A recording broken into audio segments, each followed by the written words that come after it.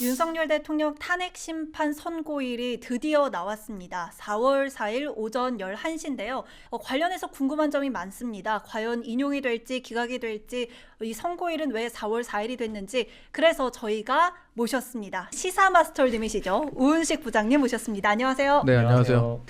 오늘은 약간 좀 취재를 하고 왔습니다. 네네. 헌법재판소의 관계자를 좀 만나고 와서 어느 정도는 조금 신빙성 있는 얘기를 들었어요. 네. 오늘 썰을 풀도록 하겠습니다. 네. 지금 여러 가지 설왕설래가 있는데 한 가지 분명한 것은 일부 보도로도 좀 나오고 있는데 이미 결정이 됐다.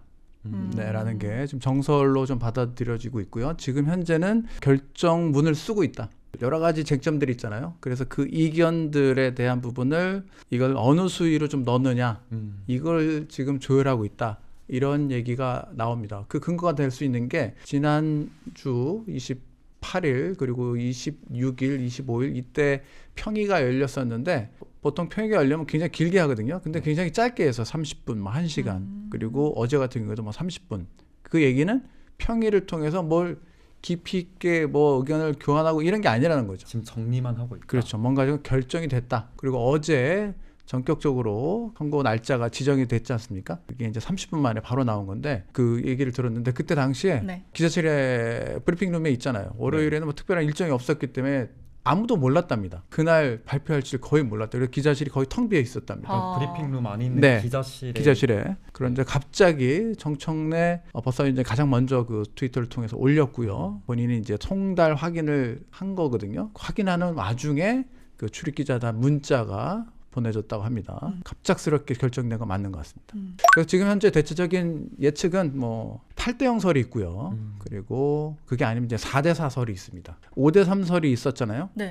5대3이 일단 깨진 거라고 보는 게 거의 공통된 의견입니다. 5대3으로는 절대 나오지 않는다. 4대4 이유가 뭐죠? 왜냐하면 이게 이진숙 그 방송통신위원장 그 판결문에 있다고 합니다. 이 재판관이 지금 한 명이 부족했잖아요. 근데 당시에는 이제 3명이 부족한 상태였기 때문에 이 6인으로서 과연 재판이 가능하느냐 이거에 대한 판시를 했는데 나머지 3명 즉 당시 6명이었거든요. 그 3명이 다시 임명이 됐을 때 결과가 달라진다면 판결을 해서는 안 된다라고 결정을 했어요. 그 얘기는 뭐냐면 지금 만약에 5대3이라면 마은혁 재판관이 만약에 임명이 되면 뭐 물론 인용할지 기각할지는 알 수 없지만 지금 현재 5대3이라고 한다면 지금은 마은혁 재판관이 오면 바뀔 수 있죠. 5대3에서 6대3으로. 그렇게 되면 인용이 되는 거잖아요. 지금 현재 기각이라고 한다면. 그렇다라면은 마은혁 재판관이 임명이 되기 전에 선고를 결정했단 말이죠. 5대3은 아니라는 얘기죠. 그거는 명확한 것 같습니다. 그래서 지금 4대4로 아예 기각과 인용이 완전히 갈렸다라고 보는 측이 있고요. 아예 8대0으로 인용 결정을 한 거다라는 좀 얘기가 있습니다. 그리고 일각에서는 6대2로 인용이 6이고 기각은 아니고 이제 각하 결정을 2명이 한 것으로 보인다. 이런 견해도 있습니다. 아무튼 어디까지나 좀 이것은 확인되지 않은 사실이고요.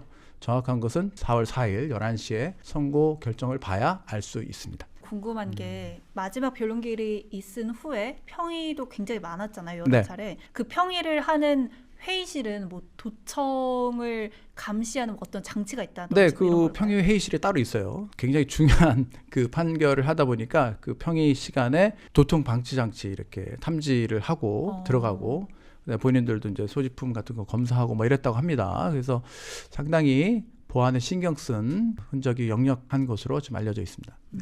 이거 궁금합니다. 저희가 한덕수 국무총리 탄핵 심판 그 선고 당일에 헌법재판소에 있었는데 그때는 오전 10시에 딱 보도자료를 기자들에게 나눠줬거든요. 그걸 목격하셨군요. 네네. 사실 보도자료를 나눠준과 동시에 선고 순서도 주문을 먼저 했단 말이에요.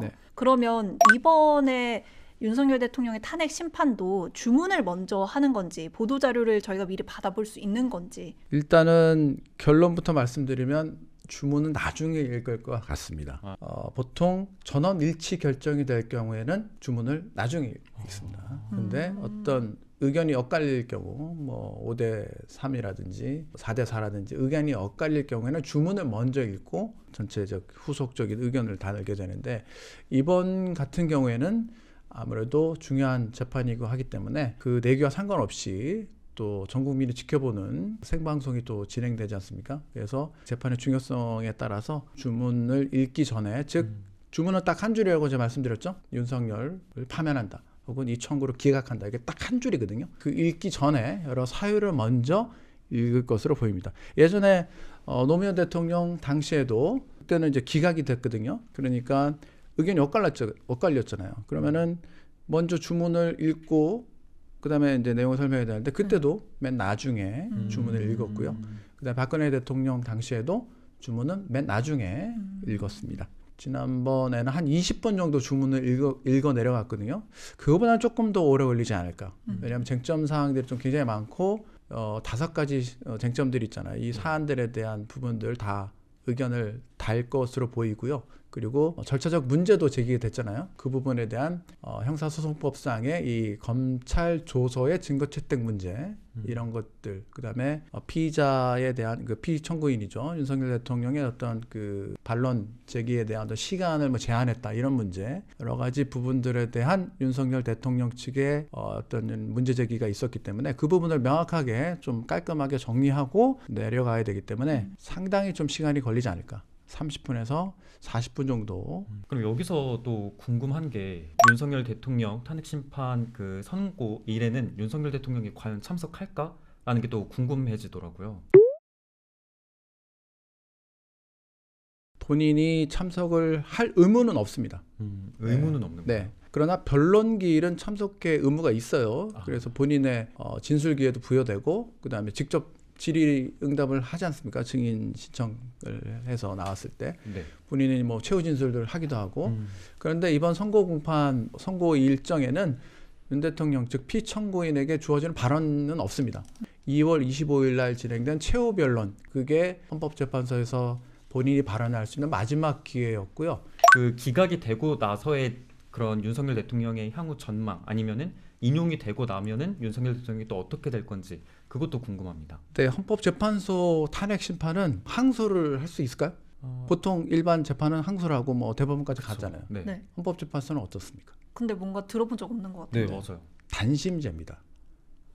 한 번으로 끝입니다. 그래서 헌법재판관, 문영배 재판관이 여러분들 그 한덕수 총리 탄핵 심판 때 보셨으면 모르겠지만 자 주문을 선고합니다. 자 시간을 보십시오 하는 경우 들으셨을 거예요. 주문을 읽어 내려가는 그 순간 윤석열 대통령을 파면한다 혹은 이 사건을 기각한다라고 결정 내리는 그 순간이 윤 대통령 파면 시점이거나 아니면 복귀 시점입니다. 그래서 그 시간이 굉장히 중요하고요. 박근혜 전 대통령 같은 경우는 3월 10일 2017년 3월 10일 탄핵 인용 결정이 났잖아요. 이틀 정도 있다가 청와대에서 퇴거해서 삼성동으로 이전한 사례가 있습니다. 그래도 한 이틀 정도 이삿짐을 쌀 수 있는 뭐 그런 기회를 주고요. 만약에 기각이 된다면 그 시간부로 바로 대통령직으로 복귀합니다. 아마도 뭐 윤 대통령이 뭐 대국민 입장을 밝힌다든지 한남동 관저에 머물려면 뭐 용산으로 출근할 수도 있고요. 대통령실로. 그 박근혜 전 대통령은 탄핵 인용이 되고 나서 재판을 여러 차례 받았다라고 제가 알고 있거든요. 그러면 윤석열 대통령도 탄핵이 인용이 되면은 여러 차례 또 재판을 받을 가능성도 많아지는 건가요? 네. 탄핵 심판과 상관없이 지금 내란 혐의로 서울중앙지검에 지금 기소가 돼서 그 변론기일 잡혀 있거든요. 그 재판이 진행 중입니다. 이거는 별도로 진행이 됩니다. 그건 상관없이 복귀를 해도 이 재판은 진행이 됩니다. 왜냐하면 내란에 관련돼서 형사상 소추의 면제가 해당이 되지 않습니다. 내란죄는 다른 것에 대해서는 형사상 소추의 그 면제권이 주어지는데 그래서 그 재판은 그대로 진행될 것으로 보입니다. 아무튼 인용이 될지 기각이 될지는 정말 아무도 알 수가 없는 상황인 것 같은데 만약에 인용이 된다면 그 즉시 파면이잖아요. 네. 그러면 전직 대통령으로서의 예우는 받을 수 있는 건가요? 전직 대통령의 예우를 받는데 그 약간 제한적인 부분으로 예우를 받습니다. 그래서 전직 대통령 예우에 관한 법률에 의하면 이 탄핵 결정을 받아서 퇴임한 경우에 일부 필요한 기간에 어떤 경비 요거만 최소한으로 해서 그것만 유지하고 나머지 경비나 여러 가지 부분들은 좀 제외하는 것으로 그렇게 되어 있습니다. 그러니까 최소한의 어떤 경호 인력과 경비 대한 부분은 계속적으로 제공이 됩니다. 전직 대통령으로서의 연금이나 이런 것들은 받지 못하는 건가요? 네, 그렇습니다. 연금이나 기타 정상적 이유로 퇴임한 그 전직 대통령에 대한 여러 가지 예우들은 받지 못하게 됩니다. 네, 이렇게 시사마스터 부장님과 함께 4월 4일 오전 11시에 이제 진행이 되는 윤석열 대통령 탄핵 심판 이 과정들과 절차들에 대해서 좀 알아봤습니다. 좀 궁금증들이 많이 해결됐는데요. 이번 결과에 따라서 국내 정세라든지 복귀가 돼서 잘 해결이 됐으면 좋겠습니다. 네, 저희는 4월 4일에도 생방송으로 발빠르게 관련 소식들 전해드리겠습니다. 오늘 말씀 감사합니다.